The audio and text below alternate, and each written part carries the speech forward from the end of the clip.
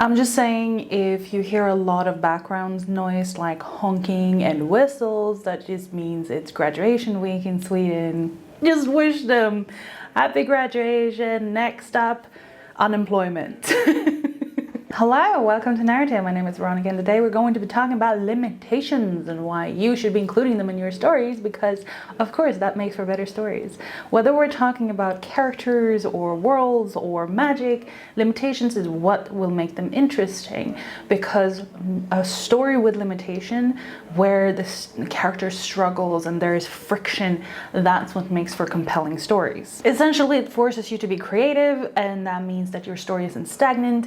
It will make you do new things, and it will also make the reader feel like the character is struggling. They can come in all different shapes and sizes. There's no one way to do limitations. You can be as creative as you want with them. It can be interpersonal relationships, like the girl you like, her dad doesn't like you, so now you struggle to flirt with her properly.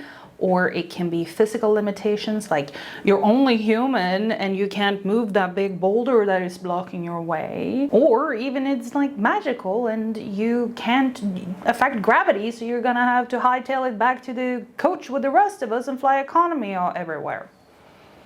You know, whatever limitations you're putting in there, they should be, you should feel them. Like I said before, there's no one way to do limitations, but there should be these unbreakable limitations unless the consequence is essentially death, which basically just means that you have soft and hard limitations to work with. Soft limitations are usually more systemic and personal, like you were born without magic in a society that values magic above all, which means that you're automatically considered less, and then you don't have access to the same resources or opportunities that people who were born with magic does. Stuff like that. So basically, if a social commentary channel is talking about it, it's probably a soft limit. Hard limitations, on the other hand, are more physics.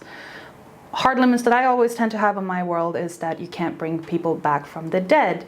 If it's dead, it stays dead. Other limitations are stuff like you can't make someone fall in love with you, or you can't time travel, or a certain element can't be influenced by magic, and stuff like that. Basically, if a fanboy goes, I'm actually about it, it tends to be in this type. I did mention before that you should also have limits that are unbreakable, unless, of course, the consequence is essentially death.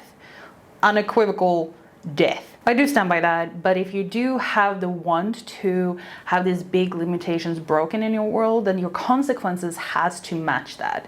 And I'm talking death or therearound, like real lasting consequences. Otherwise, why would anyone adhere to it? Why would anyone think that it's a real threat or a big heroic act or whatever if there's no consequences or any real lasting consequences on the character? There's no sacrifice involved in making this huge action and breaking limitations of the world. Make it hurt or don't break it at all.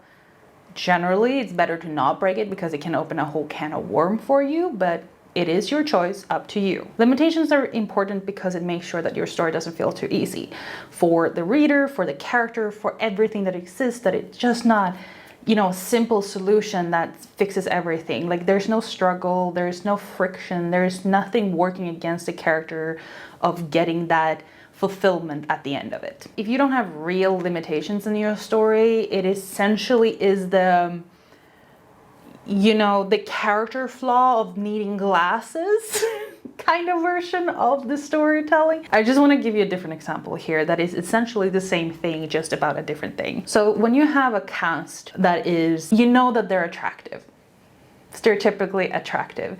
Everyone knows that that's what they are, even though the characters are bland and average. Suddenly everyone just like, oh my God, I'm falling in love with you because you're so beautiful, like all of that stuff. So you give this character flaws in order to be more approachable or relatable.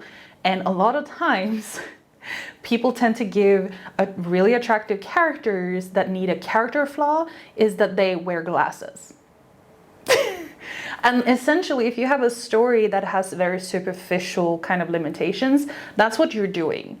You're essentially giving your plot glasses to have a flaw or a limitation. For the story, it essentially means nothing is a problem. Everything is solved like that. Anyway, what I was saying is that if your story feels too easy, everyone's gonna find it boring, essentially. Unless, of course, you're being sneaky about it, and in actuality, you're just setting it up to be this simple solution, and that is the villain's goal in order to make the main characters think that, oh my god, it's so easy, and then they go and push the button, and then the villain goes, ha ha ha, it was the plan all along, and by the way, you're gonna die now.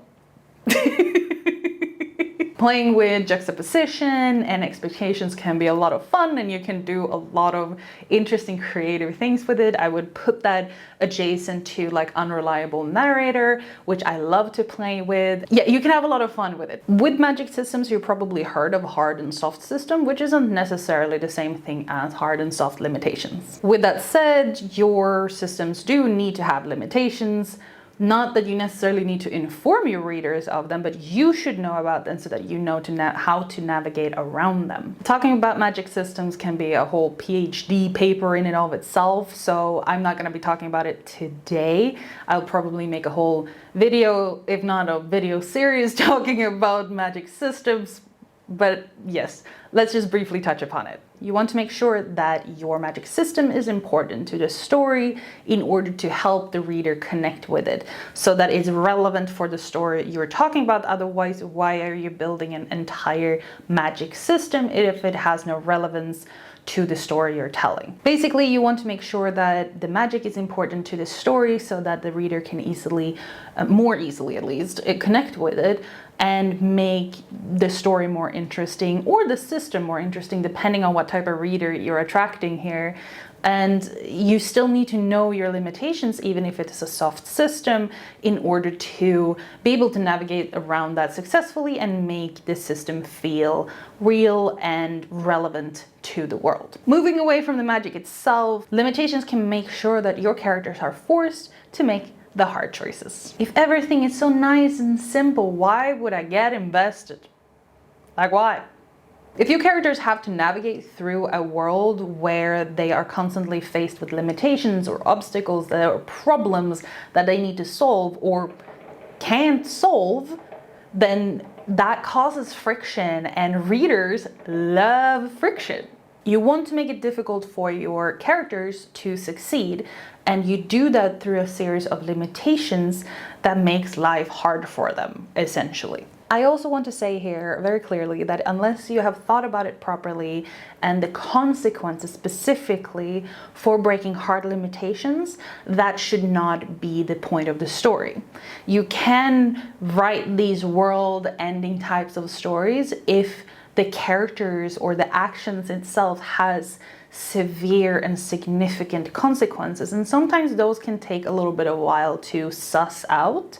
So if that's the type of story you want to write, really sit down and consider the different implications and maybe the more minute details that could play a role. Sometimes it doesn't have to be world-ending and these big explosions and all of that stuff that is the big change. Sometimes comes in very small changes, but has big impact on the world and the characters.